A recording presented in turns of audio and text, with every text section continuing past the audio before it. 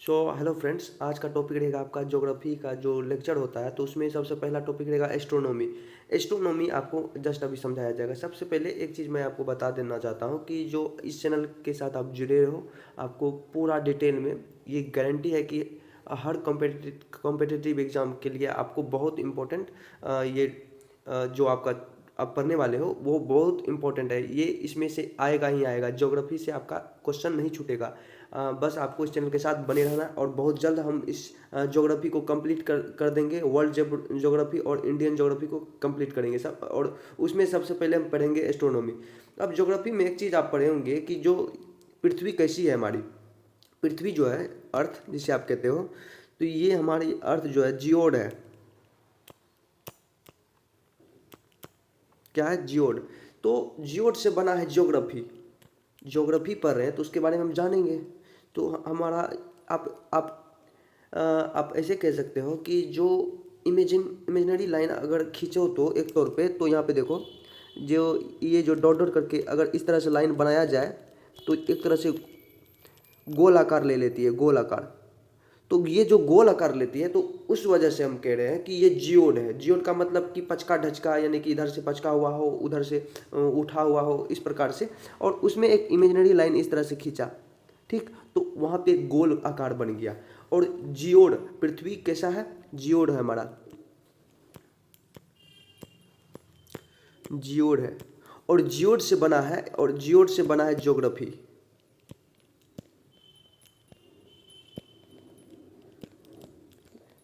Geography, आप इसको note down कर लो।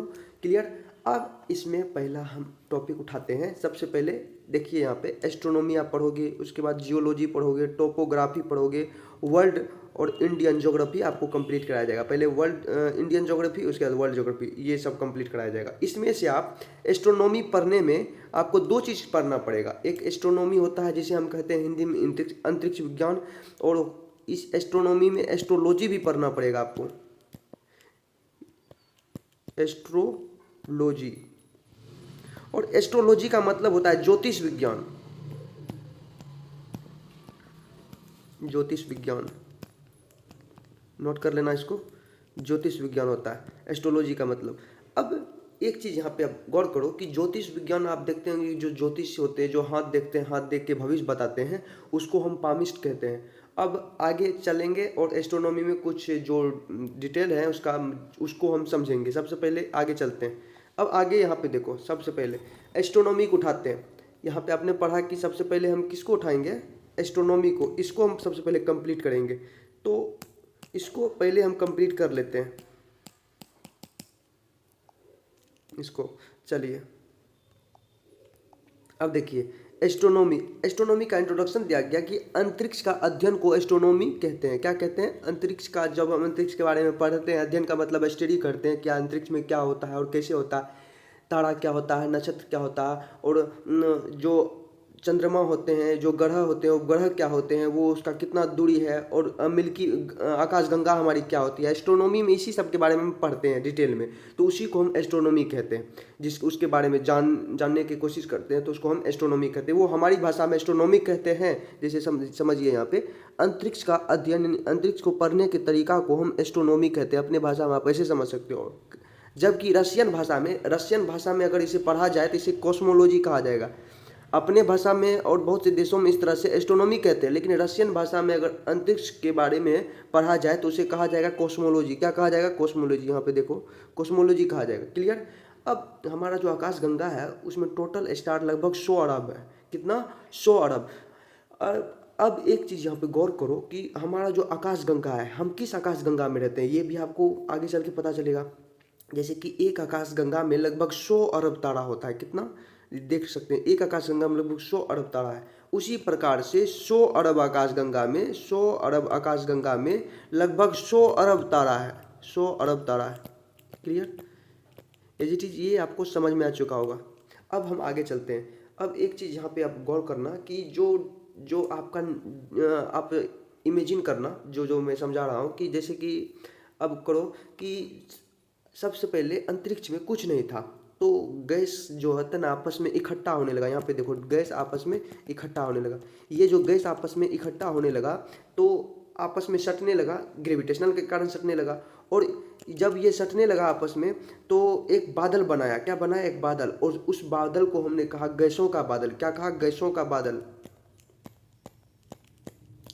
गैसों का बादल आप कह सकते हैं इसे। और और गैसों को बादल को आगे जाके इसका नाम पड़ा निहारिका। निहारिका कहा गया हिंदी में, और इंग्लिश में इसे कहा गया नेब्यूला। क्या क्या कहा गया? नेब्यूला। क्लियर? इतना चीज़ आपको समझ में आ चुका है। और जब ये आपस में ग्रेविटेशनल के कारण ये जो गैस है आपस में सटने लगा तो इसमें मतलब कि जलने का जो क्रम होता है वो जलना शुरू हो गया। गुरुत्वाकर्षण के कारण जलने लगता, और जब आपस में सटने लगा, जब गैस आपस में सटने लगा, घर्षण से उसमें आग लग गया। इमेजिन करो इस तरह से, जब आग लग गया तो वो जलने लगा। जलने लगा तो क्या बन गया? स्टार बन गया। और स्टार का एक परिभाषा होता है कि जिसमें अपना हीट हो और जिसमें अपना लाइट हो उसे हम स्टार कहते हैं। जिसमें अपना हीट और लाइट हो उसे हम कहते हैं स्टार, जैसे कि आप यहाँ पे देख सकते हैं। और जब ये नेबुला आपस में इसका गैसों का बादल का समूह जब एक साथ जुड़ गया तो बन गया स्टार।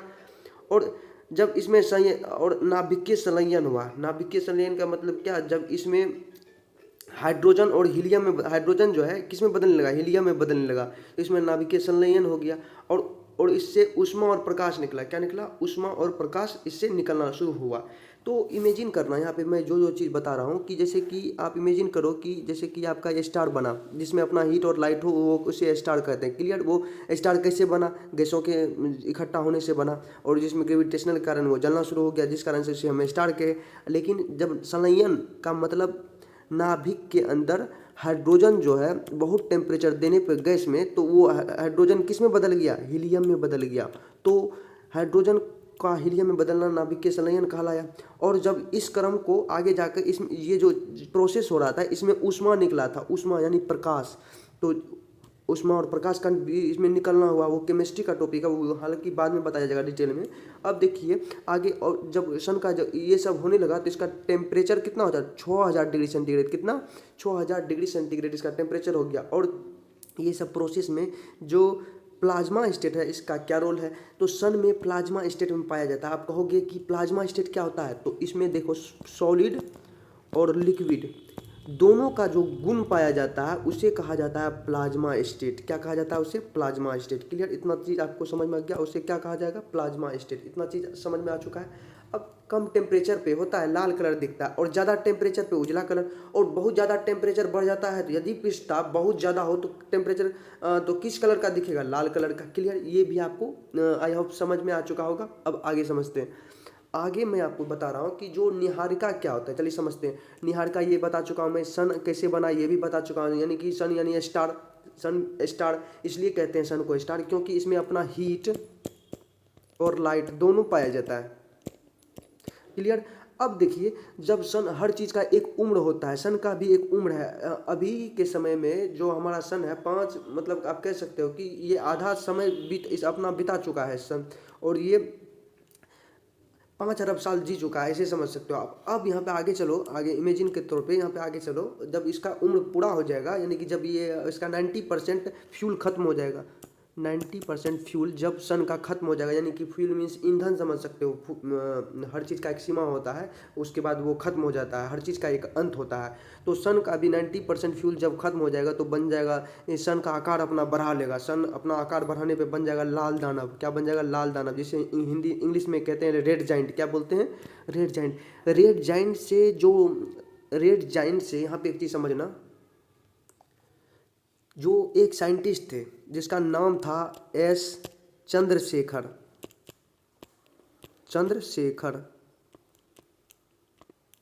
ये जो साइंटिस्ट थे एस चंद्रशेखर, इसका क्या कहना था? एस चंद्रशेखर का कहना ये था कि जो 1.5 गुना से अगर छोटा होगा, यानी कि लाल दानव से अगर 1.5 गुना से अगर छोटा होगा तो बनेगा श्वेत वामन। क्या बनेगा? श्वेत वामन, जिसे कहा जाएगा व्हाइट ड्वार्फ। क्या कहा जाएगा? White dwarf. क्लियर? और ये व्हाइट ड्वार्फ यानी कि 90% ईंधन जब खत्म हुआ तो रेड जाइंट बना, और रेड जाइंट के बाद जब 1.5 गुना से अगर छोटा होगा, एस चंद्रशेखर के जो ये साइंटिस्ट थे, एस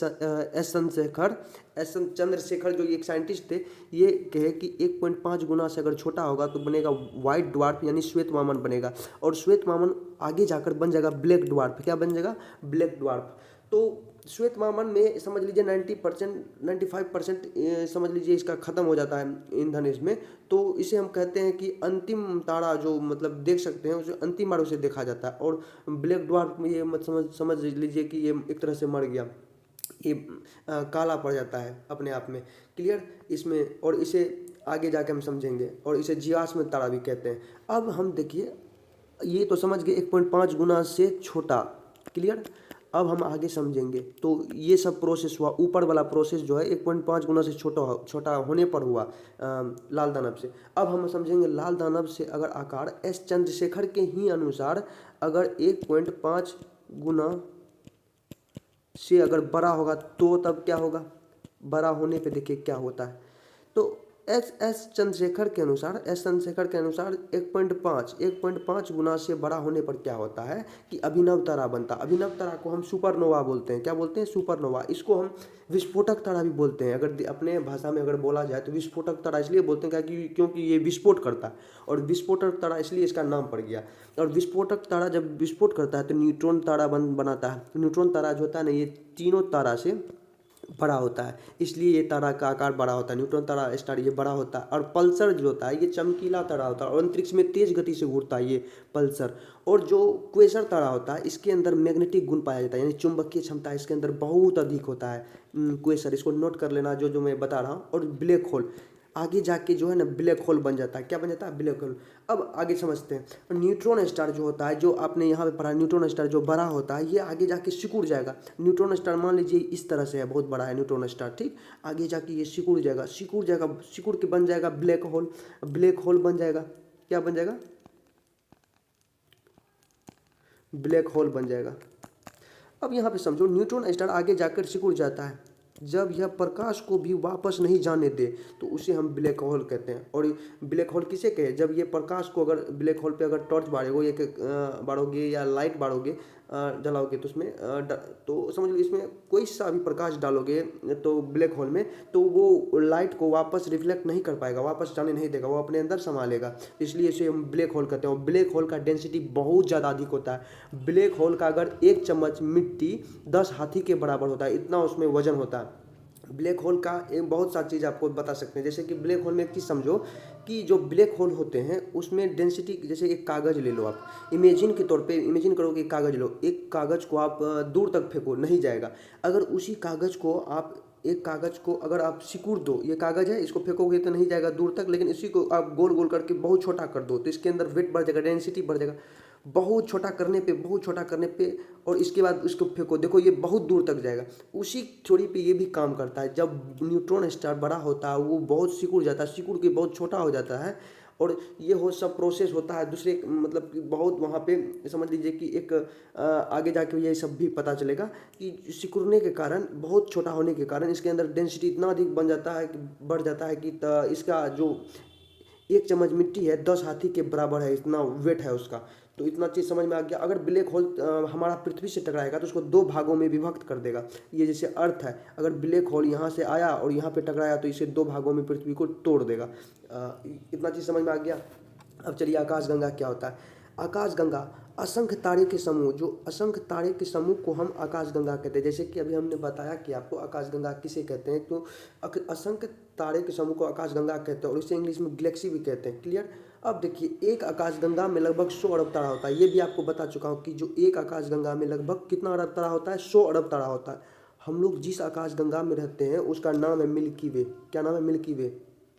चलिए आज का टॉपिक यहीं पे ख़त्म करते हैं और आगे नेक्स्ट पार्ट में इससे डिटेल में फिर लेके आऊँगा।